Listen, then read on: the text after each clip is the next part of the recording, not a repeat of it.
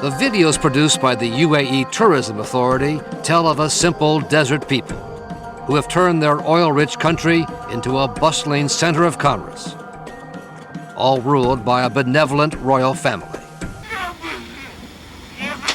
But this video, smuggled out of the UAE, tells a much different story about the royal family and its failure to take action against one of its own, caught on tape in what can only be described as sadistic torture. Just the first few seconds of the 45-minute tape are damning enough, and it gets worse. With the help of a man in a police uniform, the victim has his legs tied and then is forced to the ground, held down by the officer, as sand is shoved into the victim's mouth by what the UAE government now acknowledges to ABC News is one of the country's 22 royal sheikhs. Sheikh Yisa, the brother of the crown prince, punishing a grain dealer he thought had cheated him. "You donkey, you dog," the sheikh screams. That's the sheikh. Right there. No doubt about it. No doubt. Houston businessman Bassam Nablusi smuggled the graphic scenes out of the country. Really, to make my case that this man is capable of doing what I say he can do, that's the proof.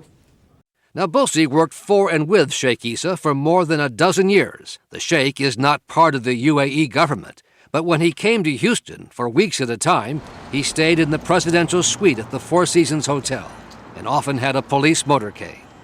Nablusi says he and Sheikh Yisa were business associates until a falling out that has led to a lawsuit and now the public release of the torture tapes. It's like you flipped a switch and the man took a wrong turn in his life and started getting violent. Nablusi says the torture took place at Sheikh Yisa's royal ranch on the outskirts of Abu Dhabi.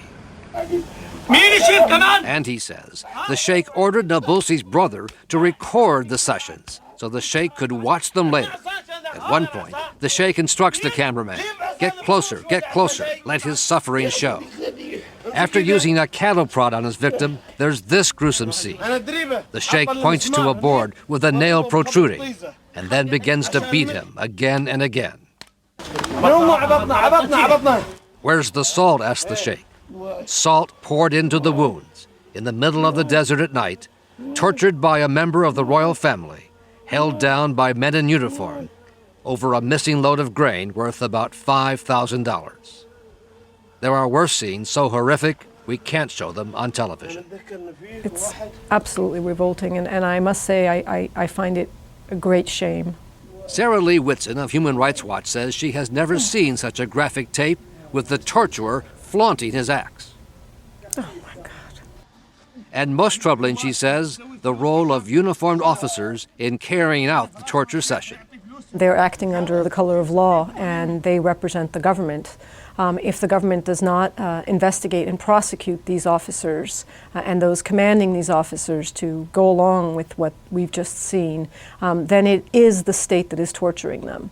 But in a statement to ABC News, the UAE Minister of Interior, Sheikh Yisa's brother, says a government review concluded that all rules, policies, and procedures were followed correctly by the police department.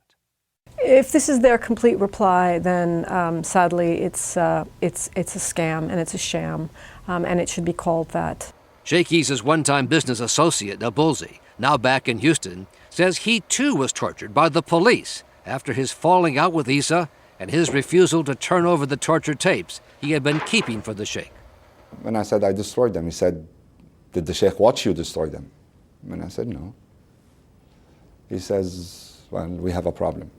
In his lawsuit, Nablusi says he was arrested on trumped-up charges, confined to a small cell for 3 months at the El Wathba prison. They would stick a finger up his anus and say, "This is from Sheikh Yisa. Are you going to give us the tapes?"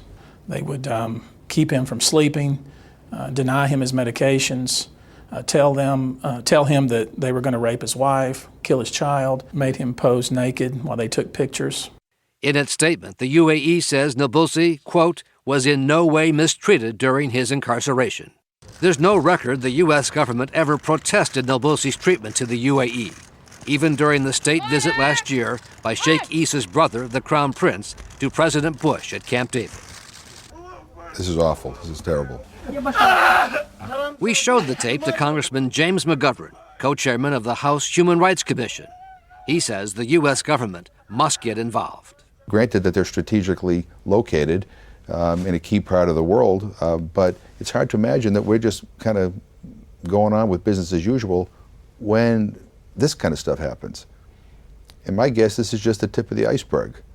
After first being accused of trafficking narcotics, Nabulsi was convicted by a UAE court of illegal possession of medicine prescribed by his doctor in the U.S. The whole government is all brothers. What can you do?